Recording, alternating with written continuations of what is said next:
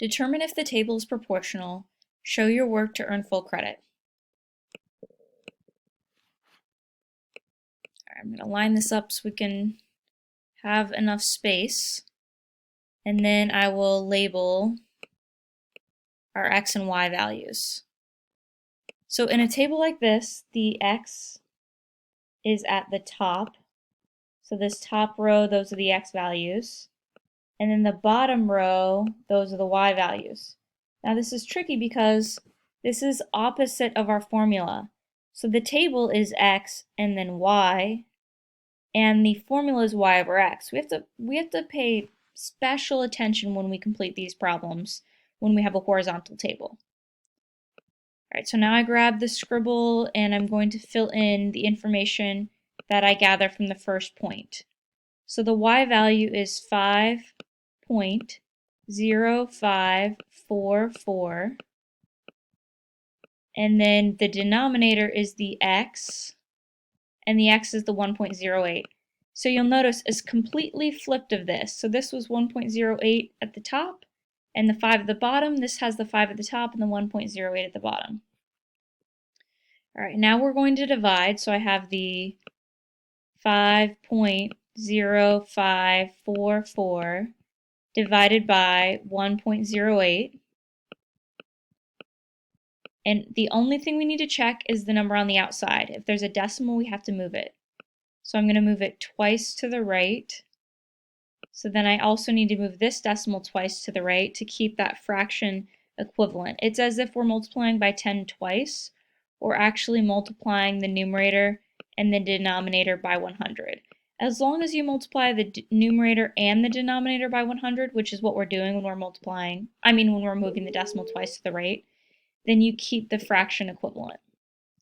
So now I have a 108 on the outside, and I have 505.44 on the inside. I'm going to bring the decimal up before I forget to bring it up. Don't want to make that mistake. Now 108 goes into 505. Okay, so 108 would go into 505 about 5 times, but 5 would be too much because this is 108, not 100. So we're going to have to use 4. So 8 times 4 is 32, carry the 3. 0 times 4 is 0, plus 3 is 3, and 1 times 4 is 4. So we write that 108 went to 505 4 times. If you want to have zeros here to hold place value, you can put those there. And then I need to take what I got when I multiplied and subtract it from the 505. 5 minus 2 is 3. And then I borrow from the 5 and make it a 4. And then I give 10 to this 0. 10 minus 3 is 7. And 4 minus 4 is 0. Then I have to bring a number down.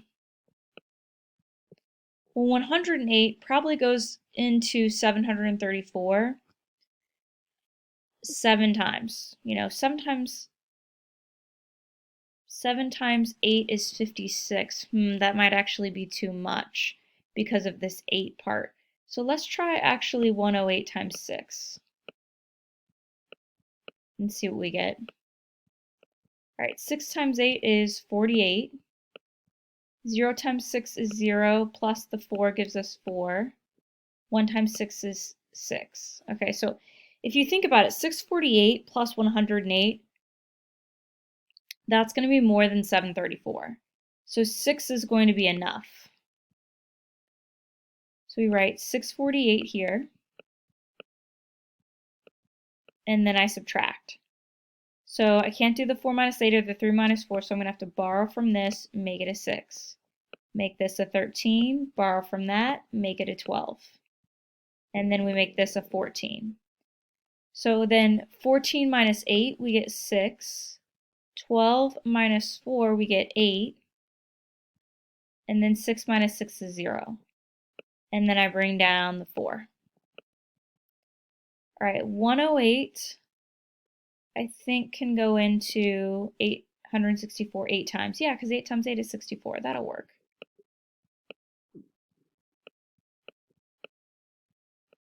Can work out perfectly. 8 times 8 is 64, carry the 6. 0 times 8 is 0, plus 6 is 6. 1 times 8 is 8. So that's, that went in, 108 went into 864 8 times. Perfectly went into 8 6 times. So then we get a remainder of 0. So we're finished with this problem. We got the unit rate to be 4.86 for this first point. All right, great. Now, let me go ahead and choose a different point. All right, so now we're going to take the y value and put it in the numerator, 25.272, and then the denominator is 5.4. And then we're going to take the 25.272 and divide it by 5.4. With decimals, we only have to check this number on the outside. There is a decimal, so we have to move it.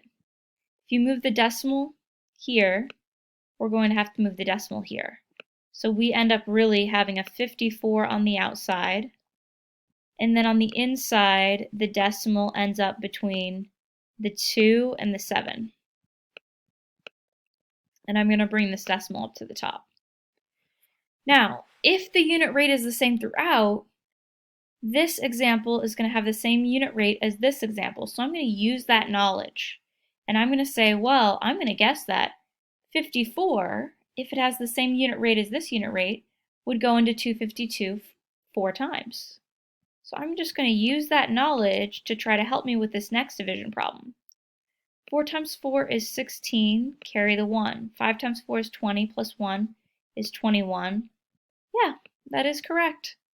54 goes into 252 4 times. And then I subtract. I'm going to grab a different color for this because it was getting confusing in the last problem to be able to see what I was doing.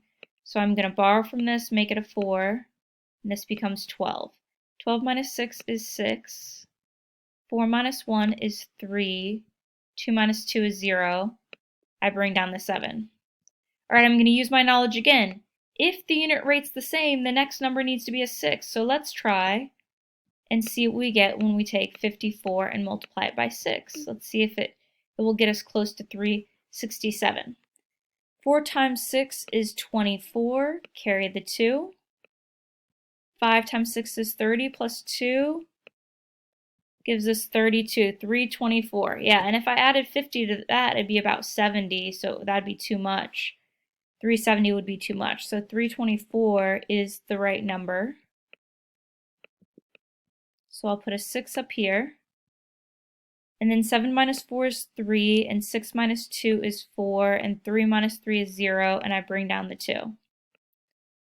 This is working out so far, so if the unit rate is the same, the next number should be an 8. So let's try 54 times 8 and see what we get. 8 times 4 is 32, put a 2 here, carry the 3. 5 times 8 is 40, plus 3 is 43, and look at that, it worked out perfectly for us. So 432. And if it didn't come out to be the same, the 4, the 6, and the 8, we would know that the unit rate would be not be the same and we'd be finished with the problem. So I get a remainder of 0 for this part. I'm going to have to move this down a little bit so I have some more room. So the unit rate here was also 4.68. So far the unit rate is the same. So unfortunately, I still have to do this last problem because so far the unit rate has been the same. So I have one more to check. What's a color that shows up well? I think we can see pink well on the page. Let's use pink. All right, so in the last problem, the y is 0.117 and the x is 0.025. You don't have to write these zeros in front. A lot of times they do on the EOG to make it look more clear, but it's unneeded. All right, so then we take the numerator 0.117 and divide it by the denominator 0.025.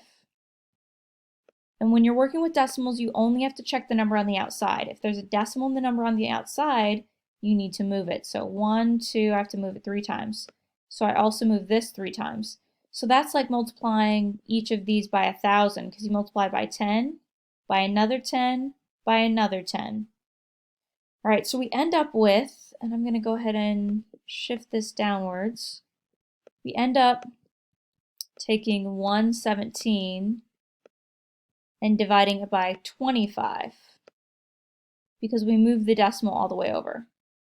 And 25 into 117 would be, it'd go in 4 times. 25 times 4 is 100. Remember how I said it'd be helpful to know your 25s? All right, we get 17 when we subtract that. I have to add a decimal since I have a remainder. So I bring the decimal up, and then I have to add a 0. 25 into 170. Well, you could use your knowledge up here probably 6 times. And I'm just going to count by 25. So 4 25s is 100. Then 125 would be 5 5s. And 150 would be 6 25s. Sorry, this isn't writing so well. And then up here, I write the 6. And then my guess would be the answer is probably 8. And 8 25s is actually 200. I'm getting ahead of myself though. I didn't bring a number down. I can't ask the question until I bring a number down. So 25 goes into 200. 8 times 25 is 200. 8 quarters is $2. And I get a remainder of 0 there. So the unit rate for K, or you could say the constant of proportionality, was always the same. Throughout the whole problem, it was 4.68. So you would circle that yes, it is proportional, and I'm just going to write it in. Yes, this is proportional since the unit rate was the same throughout.